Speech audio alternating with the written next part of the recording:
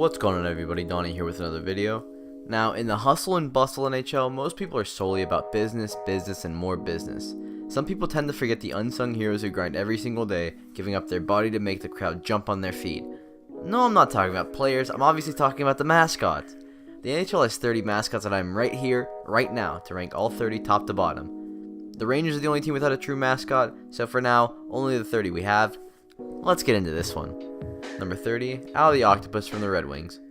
Truthfully, I'm a big fan of the mascot, but it's just not in the criteria as a mascot, more of a prop than anything. It's kind of a shame because it's actually pretty cool looking, but it doesn't have any human-like ability and is held up by some wires, so it definitely ends up at number 30 for me. Kind of a shame because it's pretty cool, but it's frankly just not going to get it done for me right here. Number 29, Hunter from the Edmonton Oilers. This thing really is incredibly ugly, and I don't understand the purpose of it at all. It doesn't bear any resemblance to anything Oilers related, and it's just a big ugly lynx suit that'll leave you both confused and kind of afraid. It's a very representative mascot for how the Oilers usually play, so it makes a lot of sense. Number 28, NORDY from the Minnesota Wild. Again, another mascot that really does nothing for me, and frankly, it doesn't even have the right color scheme going on. There's random orange thrown in and a green that doesn't seem to actually match the jersey at all, so it's gonna be no from me, dog. Number 27, Sparky the Dragon from the New York Islanders. Sparky the Dragon wasn't even made for the Islanders. Sparky was originally the New York Dragons arena football team's mascot until 2009 when they collapsed, and was moved over to be the Islanders mascot. Frankly, it's just super random and doesn't really feel like he has a place here, so I'm gonna put him super low. Number 26 is going to be THUNDERBUG from the Tampa Bay Lightning.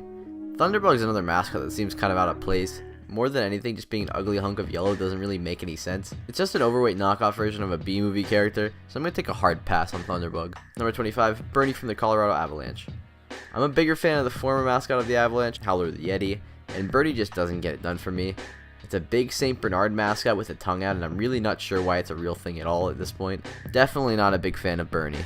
Number 24, STORMY from the Hurricanes. This thing looks like it's a breed mixture of like a cow, a pig, and a dog. This one also gets a big no from me as well. So this start's been pretty rough for the mascots who are really just trying to grind it out every day to get the fans on their feet. I'm just not a fan of STORMY. Number 23, Louie the Bear from the St. Louis Blues. Louie looks as generic as the other mascots too, but at least he's blue and meets the criteria, I guess. Anyway, he's got some sort of relevance there somewhere, and he's incredibly ugly. So 23 is good enough for me, and probably good enough for him too. I'm sure that he wasn't really expecting 23 at all, so hey, he'll take it. Number 22, Victory Rat and Stanley PANTHER from the Panthers. At least these two hold some sort of relevance to the history of the team, but the Panther part of the mascot is just incredibly boring. If you're not aware of the history, Scott Mellenby killed a rat before the home opener with his stick, and then went to tally 2 the game, with it named the Rat Trick. The fans ran with this, throwing thousands of plastic rats on the ice during the season. The only good thing about this mascot tandem is the historical relevance. Other than that, I really got nothing. Number 21, SABRETOOTH of the Buffalo Sabres. Some of these mascots need to have a little bit of an attitude adjustment, I feel. They're way too adorable looking for hockey. I need more fierce behavior out of SABRETOOTH, especially with other similar mascots out there who look better. He's just not enough of like a gunman. I need more out of SABRETOOTH. Number 20, SPARKY from the Ottawa Senators. Spartacat's where I feel things start to take an uptick here. Spartacat looks good enough, and while also maybe a bit too nice and sweet looking, there's a supreme fit that historically makes sense and makes me not want to trash the mascot too bad. So number 20 is fine by me. Number 19 is going to be Chance from the Vegas Golden Knights. So, the big lizard mascot comes in at 19, and while that's maybe a bit low, I'm not a huge fan of the massive head to normally proportioned body thing here, and frankly, it's not a super exciting looking mascot.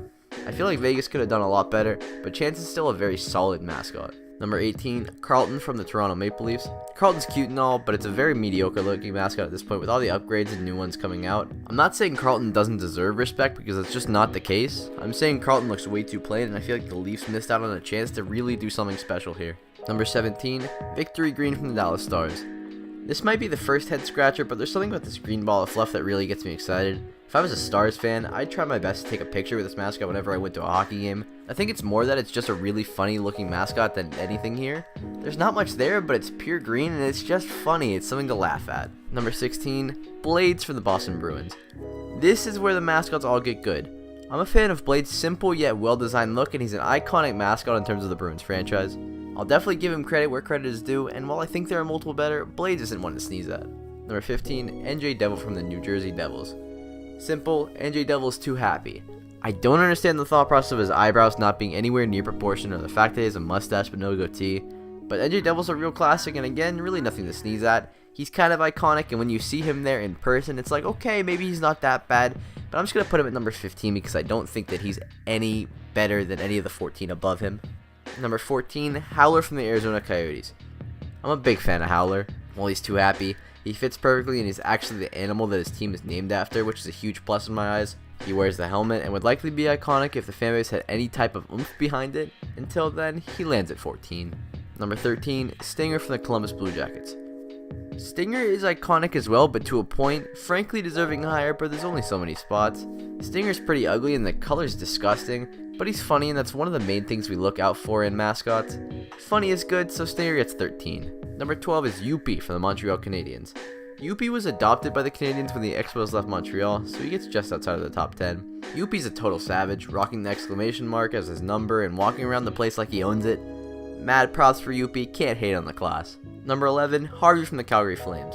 HARVEY is an icon. What other mascot can say he was assaulted by the head coach of the visiting franchise? None. If you're unfamiliar, HARVEY had his tongue ripped out by Craig McTavish of the Edmonton Oilers after HARVEY started climbing near the glass, and it rattled the hell out of the Oilers bench.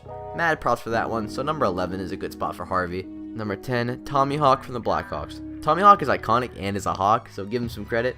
The whole design fits well with the logo, and frankly, he's a pretty cool looking dude, head to toe even with the fresh kicks on.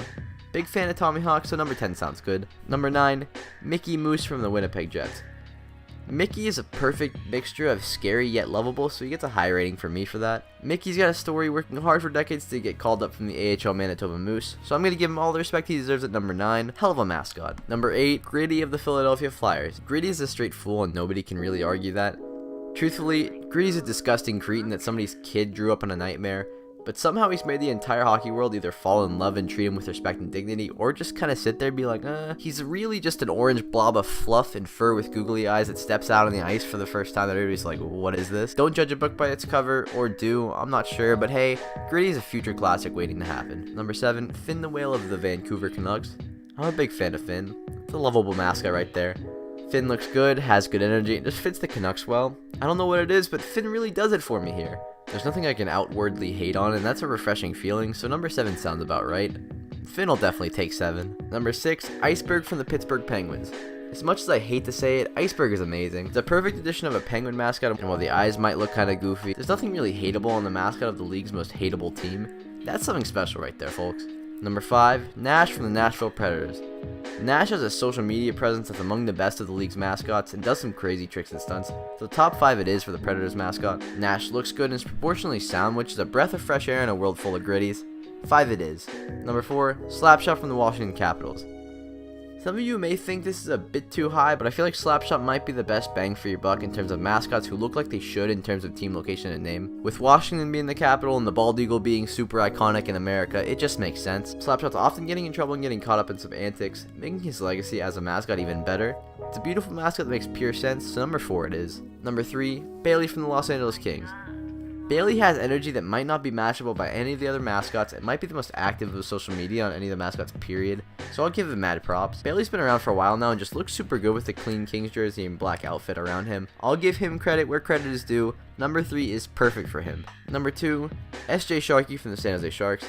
Sharkie's often running amok around San Jose, often getting stuck above the ice, making a mess on a plane, or dressing up as Star Wars characters. Sharkie's even got his own YouTube channel with 1,300 subscribers, so go check him out if you'd like to.